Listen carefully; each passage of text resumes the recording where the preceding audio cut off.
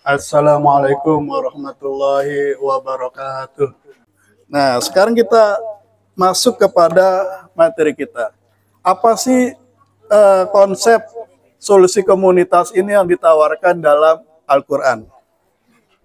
Silakan dibuka surat Al-Fat ayat 29.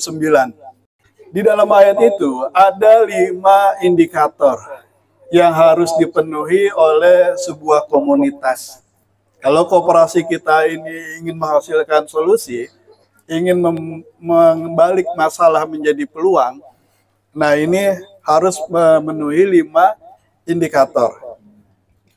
1, 2, 3, 4, 5. Di indikator kelima, ini nanti yang tujuannya akan dicapai. Yu'jibuz zurra liyagiza bihimul kuffar. Dengan konsep ini, Allah akan menyenangkan, di situ disebutkan az-zurra. Apa artinya az-zurra? Para penanam-penanamnya. Jadi anggota komunitas ini disebut dengan az-zurra, yaitu para penanam. Jadi bergabung di komunitas, tujuannya anggota harus senang, menyenangkan anggota-anggotanya, kebutuhannya terpenuhi. Terus yang kedua apa tujuannya? Non anggota jadi jengkel, kompetitor jadi jengkel dengan adanya program ini gitu loh. Jadi anggotanya senang, kompetitornya nggak senang. Kan gitu kalau persaingan, benar nggak Pak? Gitu. Sehingga saya mau masuk komunitas itu supaya saya bisa ikut senang. Kalau dalam bahasa Al-Qur'annya yu'jibuz zurra liyagiza bihimul kuffar. Menyenangkan orang-orang Islam dan menjengkelkan orang-orang kafir. Nah, di sini nggak disebut siapa namanya, tapi disebut karakternya. Kalau masuk dalam Islam, masuk dalam komunitas Islam, kamu akan senang. Tapi kalau kamu masih menolak konsep Islam, kafir, menolak, mengingkari, maka kamu akan jengkel. Jadi seharusnya para pelaku riba itu jengkel dengan adanya program dari koperasi syariah, gitu loh. Orang yang bergabung di dalam sistem ekonomi syariah ini akan senang dan menjengkelkan para pelaku riba yang masih menolak sistem syariah. Setuju nggak Pak? Pernah nggak terjadi ada koperasi riba jengkel sama koperasi syariah tafadhol? Nah, boleh Pak, pengalaman. Pernah nggak Bapak merasakan koperasi riba jengkel dengan koperasi syariah tafadhol? Iya Pak, pernah. Sering bahkan sering. Nah, bagaimana itu? Coba cerita. Mereka menganggap kita kan kompetitor. Jadi dianggap persaingan. Mereka bilang sama saja kok itunya gaknya gitu ya. Jadi kita sama dengan mereka, sama-sama ngambil keuntungan, ya kan? Bahkan ada juga saya dapat masukan, Pak hati-hati Pak, karena dia bisa mencelakai Bapak kan gitu. Jadi sampai ada yang ingin mencelakai saya karena mau memutus rantai mereka gitu kan. Mereka bisa dikasih uang, tiba-tiba beralih ke kita gitu kan. Itu marah besar gitu. Mungkin itu Pak Ustaz. Ya, itu sudah terlihat kan bahwa koperasi riba pasti akan jengkel dengan koperasi yang tanpa riba. Nah, ini yang akan kita capai nih. Cuman poinnya di sini kita perhatikan. Di situ disebut az-zurra adalah penanam-penanamnya. Berarti anggota yang senang adalah anggota yang ikut nanem. Benar nggak, Pak?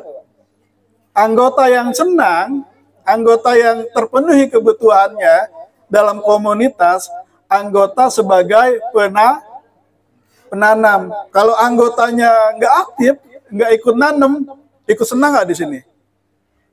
Enggak. Kenapa disebut az-zurra disandingkan dengan kufar, bukan al-mu'min disandingkan dengan kufar? Kan biasanya gitu. Muslim kafir kan gitu. Mukmin kafir, benar nggak? Tapi di ayat itu az-zurra, para penanamnya. Berarti di sini syaratnya kalau anggota ingin terpenuhi tujuannya bergabung di komunitas, kalau ingin senang adalah mau aktif menjadi az-zurra, menjadi penanam, menjadi petani, ikut menanam, ikut mengolah, artinya anggota aktif. Kalau anggota pasif, ya dia nggak akan ikut senang. Betul nggak? Betul ya? Nyambung ya? Lalu nanam apa? Gitu kan? Nanam apa? Nah, kita kembali ke sini. Indikator apa yang harus kita penuhi agar tujuan terakhir ini tercapai? Yang pertama, Muhammad Rasulullah waladina ma'ahu asyidda'u alal kufar ruhama'u bainahum.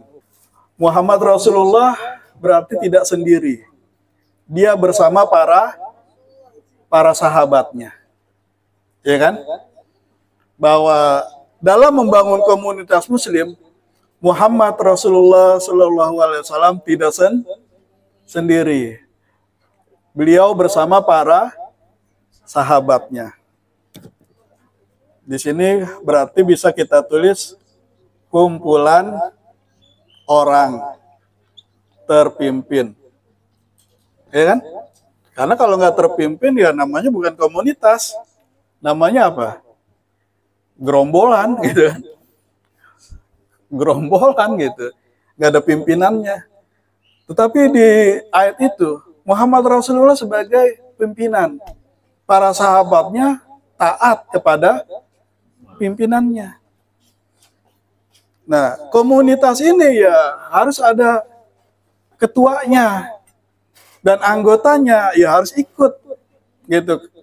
Apa namanya kebijakan yang sudah diputuskan. Nah, ketuanya ya juga membentuk manajemen gitu.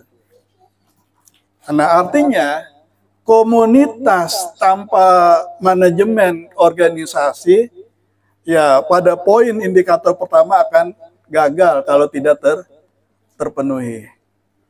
Itu ya, berarti supaya komunitas kita bisa menghadirkan solusi, nah ininya diperbaiki. Di dalam surat As-Saff, ya kalau nggak salah surat ke-61, ayat ke-4, jadi kalau mau perang menghadapi riba, ya komunitas harus teratur, gitu Pak. Harus dipimpin menjadi barisan yang teratur. Ada imam, ada makmum. Kalau imamnya belum takbir, anggotanya ya jangan takbir, kan gitu. Imamnya belum ruku, anggotanya jangan ruku. Nah, Allah suka nih kalau kita bergerak perang melawan riba dalam barisan yang rapi, yang teratur, yang kokoh. Nah, barisan ini dalam komunitas ada kalau manajemen organisasinya rapi, sesuai dengan SOP-nya. Bagaimana SOP menangani masalah-masalah. Lalu indikator yang kedua, ya apa indikator yang kedua itu?